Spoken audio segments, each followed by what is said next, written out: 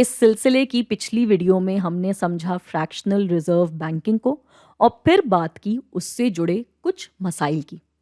ہم نے جانا کہ صرف ایک بینک کی غیر ذمہ داری کی وجہ سے سارے ہی بینکوں کا نقصان ہوتا ہے۔ تو پھر ظاہر ہے اب ذہن میں سوال یہ آتا ہے کہ اس طرح کی صورتحال کا حل کیا ہے؟ تو جی اس کے دو حل ہیں۔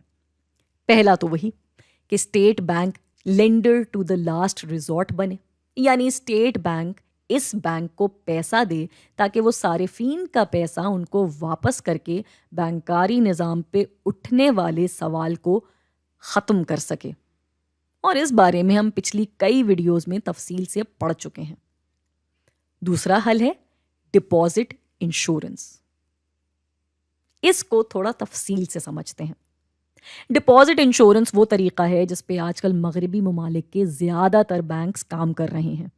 ویسے اگر کوئی صارف بینک اکاؤنٹ کھولتا ہے تو یہ سروس اس کو عام طور سے مفت ملتی ہے، مگر ڈپازٹ انشورنس کی صورت میں اکاؤنٹ کھولنے پہ صارف کو ایک خاص فیس دینی ہوتی ہے انشورنس کے طور پہ۔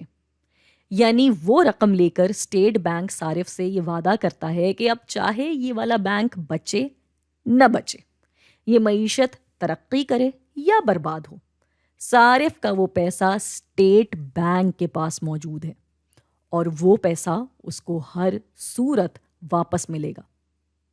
تو بس صارف مطمئن ہو جاتا ہے کہ اب اس کو نہ دیوالیے کی خبروں سے فرق پڑتا ہے اور نہ ہی فراڈ کی افواہ سے۔